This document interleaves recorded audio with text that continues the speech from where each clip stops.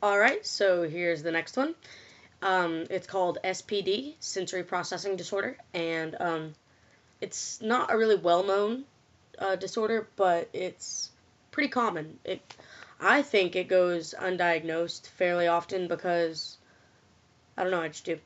It's really common in Tourette's, and even it's extremely common in autism spectrum disorders. It's really common in autism, but so it has to deal with your senses. And there actually are a lot more than five senses, but the main ones that it deals with are vision, um, auditory, sorry, olfactory, which is smelling, taste, and tactile, which is touching, and then you have proprioception and vestibular. And those are a little bit harder to explain, but like I'm not gonna even try and explain the proprioception one. I'm pretty sure I'm even saying that wrong, but the vestibular one is like how you feel like balance and stuff, like kind of like depth perception. Like I have awful depth perception. That's why I'm a really bad driver. But so it's like um, a lot of people with sensory processing disorder don't like to be touched. It's because like the contact of skin to skin, like with another person, is just ugh. Even thinking about it makes me cringe. I hate touching people at all. I don't like people touching me, and it's not because like I don't like you. It's because I don't like being touched. It's the feeling of skin that it kind of freaks me out. And then like an abnormal sensitivity to like lights, noises, taste, sound, like sounds and noises are the same thing when we're talking about. But stuff like that. Like they have a higher sensitivity to like volumes. Like if something's too loud, it can set them off, and they can start like freaking out. And like smells, it can make them sick. Um, a lot of them are a lot of people with SPD are car sick. To the point where sometimes they refuse to get in a moving vehicle. Um, I don't have that problem with car sickness, but I'm more of the texture. Like I can't deal with textures.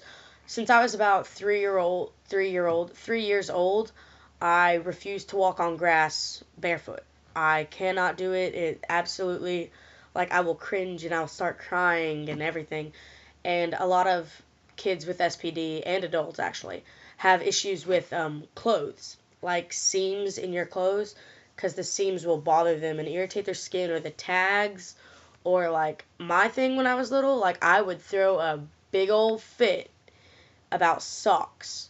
Because my socks, like, I was okay with the seams. I had to have the seams because we tried taking them out and it didn't work. I have to have the seams, but they have to be perfectly lined up with my toes to where I can't feel it on certain parts of my feet. But they have to go up to a certain part of my ankle, and it can't go even like a centimeter too high or a centimeter too low, or I will go nuts. And I'm still like that. Like, it's so hard for me to find socks that I like to wear, and it's awful. I wash socks like every day. Um, and like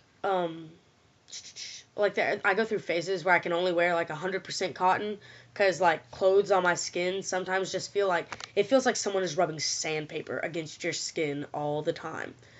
Um, a lot of kids with sensory processing disorder like don't like the feeling of the toothbrush, so they have a hard time brushing their teeth or their hair even.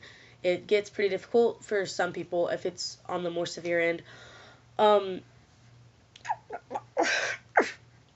like it's really hard. Like this shirt, it's not a t-shirt, but it's got the same kind of feel as a t-shirt. But it's really hard for me to wear like clothes that aren't t-shirts. Like, and it's really hard for me to transfer like to go from wearing shorts to jeans because I don't really like jeans, but I have to put up with it because I get yelled at if I wear shorts. So it's hard for me to wear jeans, but I have to. But like if I had my choice, I would wear running shorts and a t-shirt every day. Which if it's not winter, that's what I wear every day. I've it's pretty much just this year and last year where I've actually gotten to wear jeans and shirts that aren't t-shirts. But every single day for about 5 or 6 years, all I would wear were either basketball shorts or running shorts and a t-shirt. That's what I would wear every single day. They'd be different basketball shorts and different t-shirts and different running shorts, but that's all I would wear. Um, so it's I still have a hard time breaking from that. But there are like treatments for it. There aren't medications for it, but there are treatments like you can do a lot of younger kids who have it go through occupational therapy, which really helps a lot. So I've heard. I didn't have it, but it will always be there, and there are going to have to be like accommodations that you make. Like I can't touch untreated wood.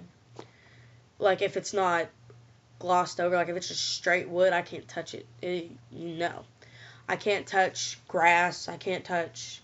It's really hard because some people have a sensitivity to water, and it's like it's really hard for them because they have to take showers and they have to wash their hands. Like water is involved in everything, so it's harder if you're like have sensitivity to water, especially.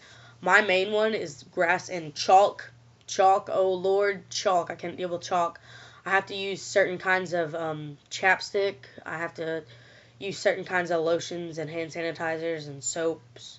It's a for me it's more of a touch and a auditory thing. Like my ears are just really sensitive to noise. Like I love loud music. Like I blast my music, but if a TV is like anywhere near as loud as I put my music, like if it's near half the volume I put my music at, it drives me nuts. Like I will just throw a fit, and it's like hearing people talk.